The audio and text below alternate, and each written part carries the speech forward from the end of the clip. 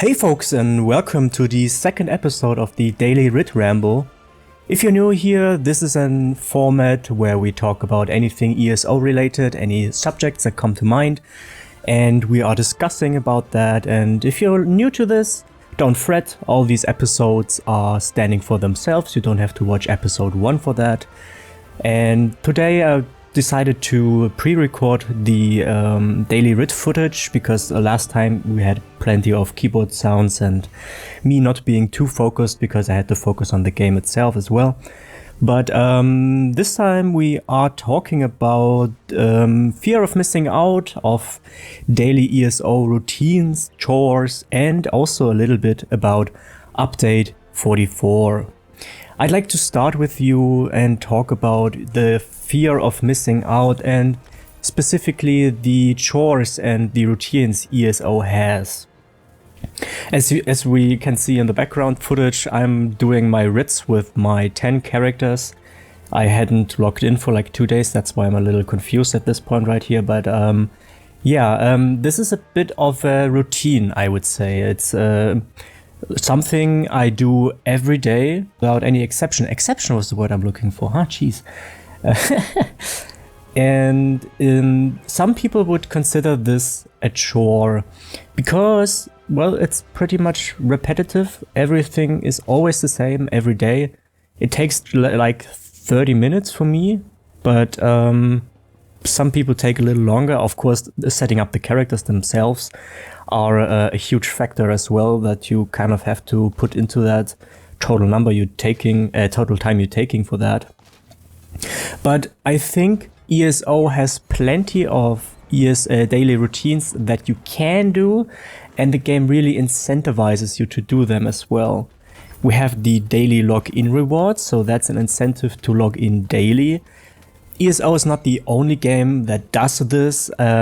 Pretty much all, or at least a lot of MMORPGs nowadays do that. Are there some people around here from Black Desert? Maybe I've played that back in the day as well, and that's a very focused on fear of missing out because you can AFK this game. But this is another chapter. We are talking about ESO right now. So the daily login rewards are a classic example of FOMO, obviously. But it's well, not too bad, I'd say, if it would stand for itself. But it's unfortunately not the only system we have in the game. We also have the Endeavor system.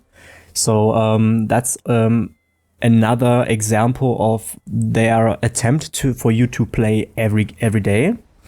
Because you want the Seals of Endeavor. You see, you can buy the Radiant Apex mounts from the crates for the Seals of Endeavor. You take 16,000 and it takes around 5 months of playing and grinding Seals of Endeavor to get 16,000 Seals of Endeavor to get one of the Radiant Apex mounts. And this is when you play every day, every week. So you do every Endeavor every day, or at least the 3 you can do, and the weekly, of course. Sometimes you get some in the daily login rewards, and then you can get 1 Radiant Apex for free, basically. And this is already 2 systems. We have the daily login rewards, we have the Endeavor system. Now we also have, the daily writs themselves are also an example of that. So you want to do them every day to get the maximum amount of gold. If you don't, you miss out on it. So dailies themselves are a factor as well. We have the Undaunted dailies. I see a lot of people grinding them, especially right now since the Undaunted event is still live. If you're seeing this when it comes out, then this is still up right now. And of course we have other stuff like the zone dailies. Every zone has these world boss dailies, the delve dailies, and the dolmen, incursion, gazers, and whatever they are called in that chapter. So in addition to that, we also have the surveys. They are not really a routine or something you have to do, but this is something that takes time. It's part of the routine. I get like 5 to 10 surveys a day. I don't do them every single day, but if you collect them and then do them in one swoop, that still takes quite a lot of time. So I'd say like 1 hour or maybe more, it depends if I'm doing undaunted dailies or not, 1 or 2 hours every day in ESO is just routines. And this is can become a problem, because you see, at some point routines can have a tipping point and become a chore. For me personally, the daily writs are a routine. Sometimes they're a little bit of a chore, but they are fine. There are people that do this with 20 characters. This is something I deliberately didn't do, because I knew if I had 20 characters, I would burn myself out on that. And it would turn into a chore real quick. And I think ESO has a lot of systems that don't just incentivize you to play, but also bear the risk of being chores and have the risk of burning out the player. And this is obviously, for the developers of the game, a very small balance that they have to keep in order to keep the player playing, but don't let the player burn out and quit. So from a developer perspective, they want you to spend as much time as in the game as long as possible.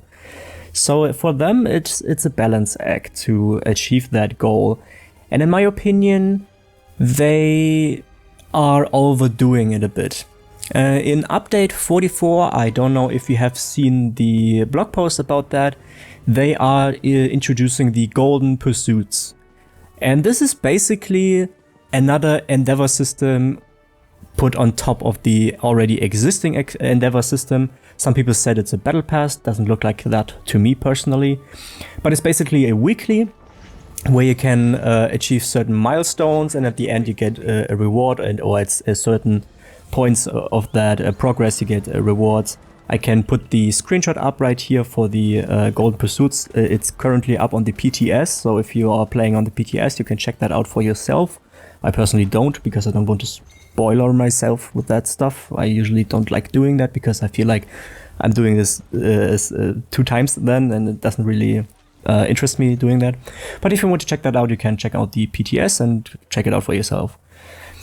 And I think the golden pursuit system in itself is a great idea, because it rewards you for stuff that you are doing anyway. But it also is, I don't know, it also has a bad taste for me, because it's another system that tries to incentivize to keep the player in the game. And now you might wonder, well, is that necessarily a bad thing? And I would say, no, not necessarily. Systems that want you to keep playing are there for a reason. If they are fun, then that's fine, I suppose. And they are not inherently bad. You see, there are plenty of systems that could make you keep playing, but if you're having fun, so what's the big deal, you know? So in the end, it makes sense. It becomes a problem though when these systems are so heavily focused on the fear of missing out, meaning that you feel like you have to do them in order to not get behind other players or have a disadvantage if you're not playing. And this is a territory that's dangerous for the consumer, for us players, because we feel we have to play and not just we want to play. And there's a question that you can ask for yourself if you feel like you're in a situation where you're like doing chores or routines, and maybe you don't have the same fun anymore that you did before. What you can ask yourself is, are you logging in because you're having fun, or are you logging in because you are doing routines? Would you log into the game if you wouldn't have to do the writs, the undaunted dailies, or whatever you are doing daily or weekly or whatnot? And if you are answering this question with no, and also think that these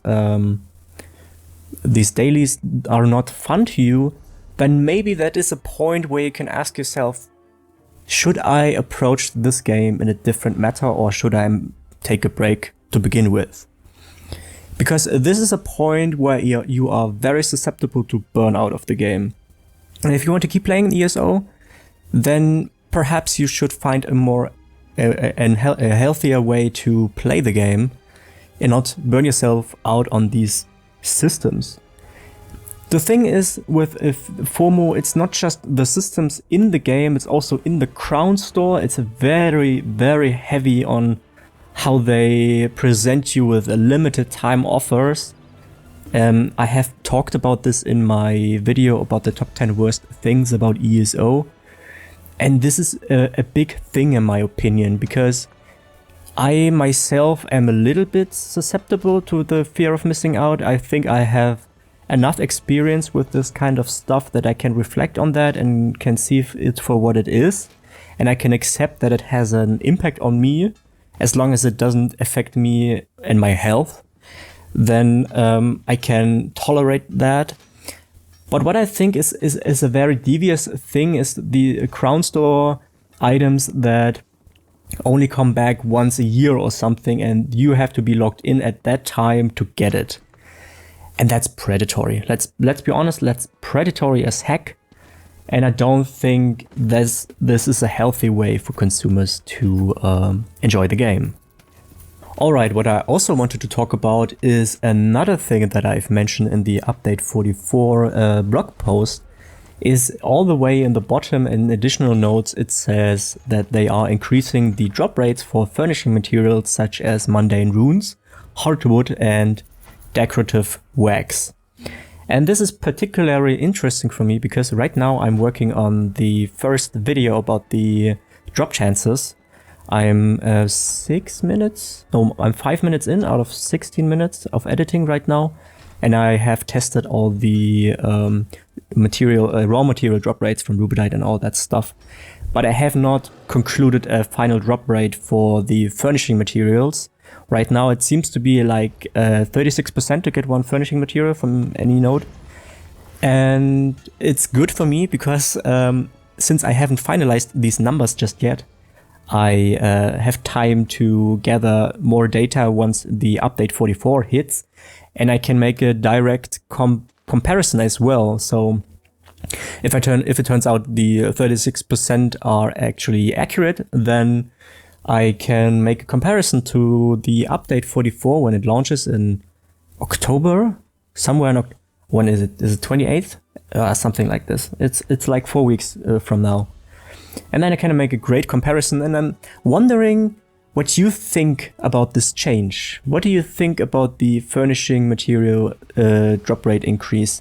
Because on one hand, it's great for people who like housing and like to furnish their homes. And in the past, hardwood and mundane runes have been a bit of an eyesore for those kind of people because they were quite expensive and farming them took quite a while.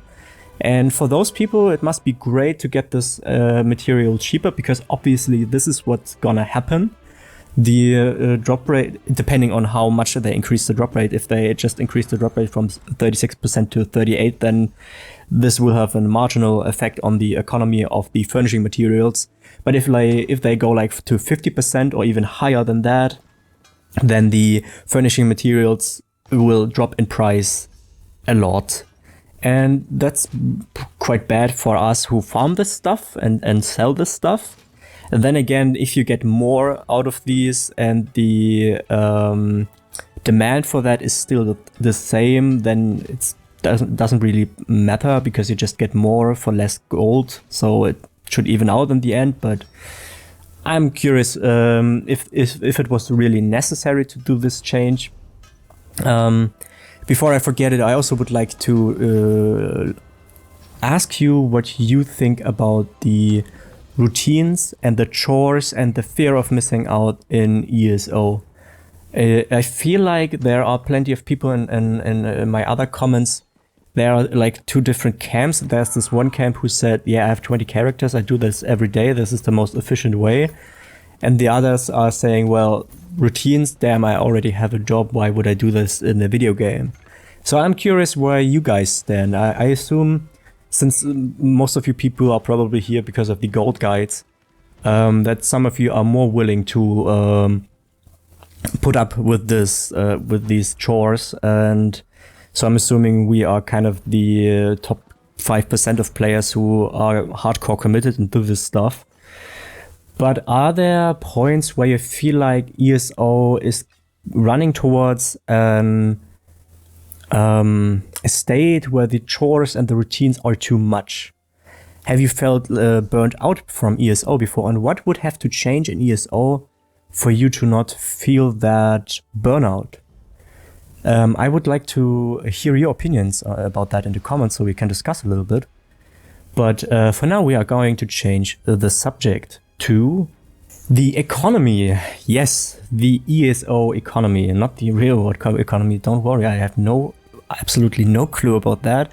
But the ESO community economy, this way around, is very, very, very bad right now. I had figured that we are at the low end weeks ago, but we weren't. The prices are still dropping, and I feel like at this point they should start recovering, but they don't. They don't recover at all right now. There are a few materials that are very well recovered. For example, hardwood has reached almost 900 gold a piece again. It used to be down to 700. And also one of the style materials I have been farming in the past, colander lacquer, was 3.5k a few weeks back, and it's at 7.5k. I have no idea what's happening with this. Is there like a few people who are going all into Somerset furnishings right now, or why is this doubled in price right now? This is very confusing to me, but other than those examples I can think of at the top of my head, we have still such a bad recession right now. We have the drag wax hitting 10k almost right now, each piece. When you consider that a few months ago, we had it at like almost 20k. Chromium plating is the same. It was like 9k. We're at 5k right now. The tempering alloy is at 4.4k or something like this. It also used to be like 8k or something. So it's like it lost half its value. And this is insane. This is an insane recession, and I hope we can recover. I feel like it's a summer slump. It's at least a little bit. But here in Germany right now, we fortunately have the luck that the temperatures went down last 2 weeks. Thank God, it was unbearable here. So there will probably soon be more people who are coming back to the game and pump more gold into the economy. I think the developers like ZeniMax, they should add some double gold events or something like this. They have done so a few weeks back for like a week or so. And I felt like at least that stabilized the economy, but it didn't really. It was like 4 or 5 days that I thought, oh, maybe it's stabilizing, but it didn't. And the thing is, people don't have gold to spend, and if they do, they don't really see the reason for that. The Gold Road chapter didn't really release any new meta sets, so the endgame players are really not that much incentivized to buy upgrade materials, and therefore those drop in price, because when there's no demand, obviously the price drops. But yeah, I don't know. It's not fun to make gold lately. I used to make 250k gold a day quite frequently, and now I'm like at 100 or 150k, and it's almost hurts to sell dragwags for 10k. I'm wondering if I should hold out on it and just stack up on them for now and don't sell them at all. But let me know what you think about the economy right now. Are you still making bank? And if you are, what are you doing? Are you doing something different? Are you farming the new motifs, for example? The new motifs are quite expensive still. I'm not farming them because I really can't be bothered to deal with the Westwheel dailies again. I have my achievement with the 30 dailies already done, and I really don't want to do that again. The Westwheel event is coming in... Oh god, when is it coming? Like end of September, in 8 days, I think, 28th or something. And then I will probably do them because I have reward coffers in that as well. But yeah, for now we'll hold out on that. So yeah, if you're still making bank, let me know in the comments. Obviously you don't have to share your methods But we are almost through with the writs right now. The last characters doing it right now. In case you've noticed, they are very fast right now because I have reconstructed the Ring of the Wild Hunt for every character. I found that with my main character for farming sessions. And I just figured, because I don't need transmute crystals at all, I gave them all the max speed, so they save a couple of seconds every time. So it's a bit more streamlined. I think the whole daily grid routine took like 20 minutes a day. I'm switching over to the main character in just a second to collect all the hireling materials and stuff like that. But since we are through with the subject I wanted to address today, we are cutting it short a little bit today with the footage itself. Let me know what you think about the subjects we've talked about the FOMO, about the economy, about update 44.